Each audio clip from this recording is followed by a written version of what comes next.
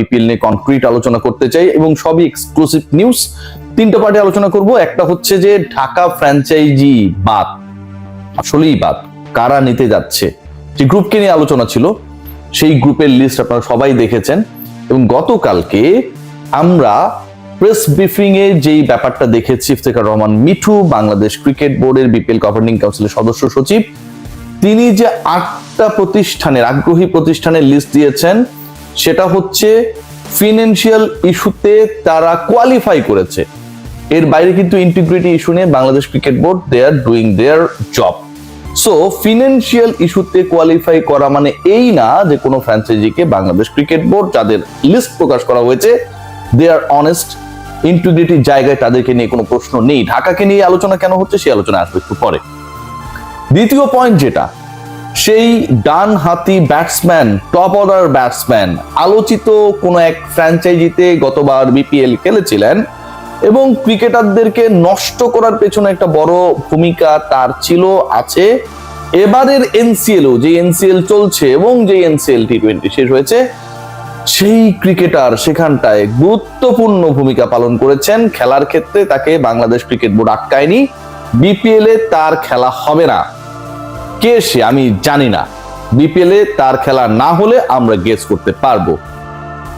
আলোচনা নাম্বার 3, এই যে ক্রিকেটারদের নাম এখন পর্যন্ত প্রকাশ করছে না বাংলাদেশ ক্রিকেট বোর্ড, অপ্রকাশিত সেই ক্রিকেটারদের ব্যাপারে ফ্র্যাঞ্চাইজিগুলোকে বলা হয়ে গেছে যারা দল পাবে তারা কোনোভাবেই এই ক্রিকেটারদের, যারা 2 নম্বরই করেছে, দুর্নীতি করেছে, ফিক্সিং এ জড়িত ছিল, সন্দেহভাজন, তাদেরকে দলভুক্ত করবেন না।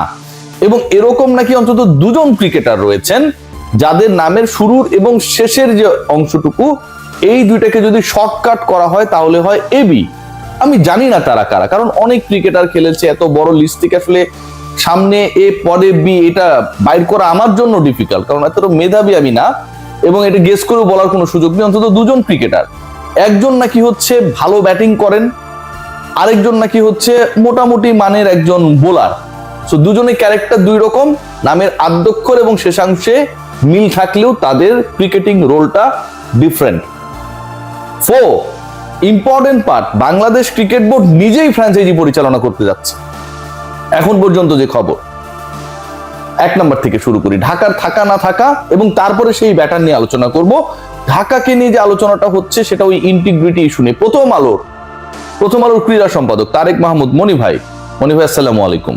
মনি ভাই যে রিপোর্টটা করেছিল আপনারা তো জানেন, সেখানটায় হচ্ছে বিপিএল গভর্নিং কাউন্সিল এবং বাংলাদেশ ক্রিকেট বোর্ড যাদের উপর ডিপেন্ড করেছিল স্বাধীন দুর্নীতি দমন একটা ইউনিট করা হয়েছিল, তারা 3 সদস্যের সেই ইউনিটটা ছিল। সাবেক বিচারপতি ছিলেন সেখানটায়, আমাদের শাকিল কাশেম ভাই ছিলেন, আমাদের খালিদ ভাই ছিলেন। এই 3 জন মিলে 900 পৃষ্ঠার রিপোর্ট দিয়েছে, 70 জনের ইন্টারভিউ করেছে এবং তারা সেখান থেকে যে জিসটা পেয়েছে according to the report of Prothom Alo, মনি ভাই সেখানটায় বলেছিলেন যেই ফ্র্যাঞ্চাইজি গুলোকে নিয়ে প্রশ্ন আছে, ফিক্সিং এ সন্দেহভাজন, কতগুলো ঘটনার সাথে তারা জড়িত, এর মধ্যে ঢাকা জড়িত। ঢাকার ব্যাপারে আলোচনা হয়েছে, ঢাকার ইন্টিগ্রিটি নিয়ে প্রশ্ন তুলেছিল according to the report of Prothom Alo, আমার কথা না। এবং সেই একই গ্রুপ, সেই রিমার্ক হারলান, তারা আবারও বিপিএল এ ফ্র্যাঞ্চাইজি পেতে চায়। ধরেন একটা গ্রুপ কোনো একটা পার্টিকুলার টুর্নামেন্টে ফ্র্যাঞ্চাইজি ওনার হওয়ার চেষ্টা করলো, পরবর্তীতে বললো ভাই গ্রুপের মালিক তো জড়িত না, আমরা যাদেরকে দায়িত্ব দিয়েছিলাম তারা জড়িত। তাহলে গ্রুপের মালিক কি ঘাস কাটছে? ঘাস কেটেছে তারা ঘাস কেটে গরুকে খাইয়েছে? তাদের কাজটা কি?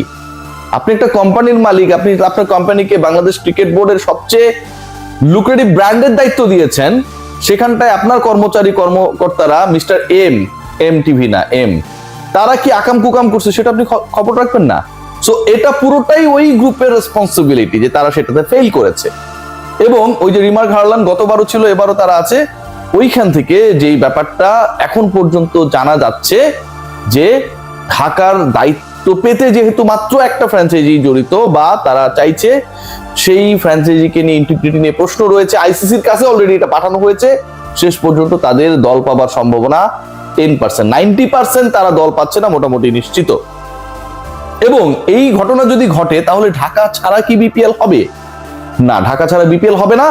বাংলাদেশ ক্রিকেট বোর্ড তারা প্রয়োজনে 1টা অথবা 2টা দলের দায়িত্ব নেবে। আবারও বলছি, বাংলাদেশ ক্রিকেট বোর্ড তারা প্রয়োজনে 1টা অথবা 2টা দল অপারেট করবে। তারা এনশিওর করার চেষ্টা করবে বিপিএল এ যাদের গায়ে কালিমা লেপ্টে গেছে, যারা এখানে দুর্গন্ধ ছড়িয়েছে, তারা যেন কোনোভাবে অংশগ্রহণ করতে না পারে। এটা হচ্ছে প্ল্যান বি বাংলাদেশ ক্রিকেট বোর্ডের। ঢাকা ছাড়া বিপিএল হচ্ছে না, কিন্তু ওই পার্টিকুলার ক্রিকেটারকে ছাড়াই বিপিএল হবে। ওই যে বললাম অনেক ভালো বিভিন্ন রেকর্ড টেকর্ড নাকি করেছে, ডানহাতি ব্যাটসম্যান, টপ অর্ডারে ব্যাট করেন, অনেক সুন্দর, স্মার্ট, কনফিডেন্ট। হ্যাঁ, সো ওই পার্টিকুলার ক্রিকেটারকে আর খেলানো হচ্ছে না, এবং তার ব্যাপারেও মানে বিস্তর অভিযোগ। এনসিএল এ তিনি কেন খেলছেন এটা নিয়ে ক্রিকেটারদের মধ্যে পর্যন্ত অসন্তুষ্টি নাকি ছিল।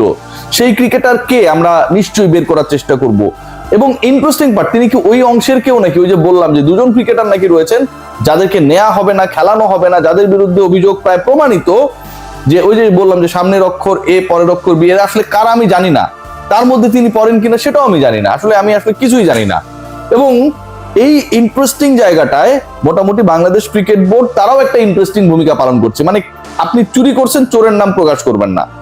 কি মহানুভব ক্রিকেট বোর্ড, মনে হয় যে মানে কি বলবো, এত ভালো, এত লক্ষ্মী সোনার মতো ভূমিকা পালন করে মাঝে মাঝে, এখানে বলার কিছু থাকে না। আপনার বাসায় চুরি করেছে, চুরি করে সবকিছু নিয়ে গেছে, আপনি বলেন না ভাই চোরেরও মান সম্মান আছে, ফ্যামিলি আছে, কোন একটা গ্রামে বসবাস করে, ওর বউ বাচ্চার কাছে কেমনে ফেরত যাবে, আমরা ওর নামটা বলবো না। এইরকম যদি হয়, বিপিএল এ যারা চুরি করেছে, 2 নম্বরই করেছে, বাংলাদেশ ক্রিকেট বোর্ড যদি তাদের নাম প্রকাশ না করে, এটা এরকমই সাধুর তত্ত্ব গল্পের মতো অনেকটা দাঁড় হয়ে যায়। শেষ পর্যন্ত তাদের খেলা হবে না, ফ্র্যাঞ্চাইজি গুলোকে সেটা বলা হয়েছে। ক্রিকেটাররা কারা কারা একটু বোঝার চেষ্টা করুন। আমি একটু আবারও হিন্টস দিতে পারি, সেটা হচ্ছে যতটুকু শুনেছি যে একজন জাতীয় দলের লিকে পেসার ছিলেন, তিনি নাকি অনেক বাইরে বাইরে বল টল করেছেন।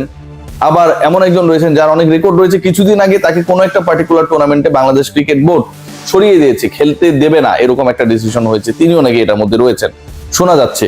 এবং এই ঘটনাগুলো যদি সত্যি প্রমাণিত হয়, আমাদের নামগুলো মেলাতে খুব বেশি বেগ পেতে হবে না।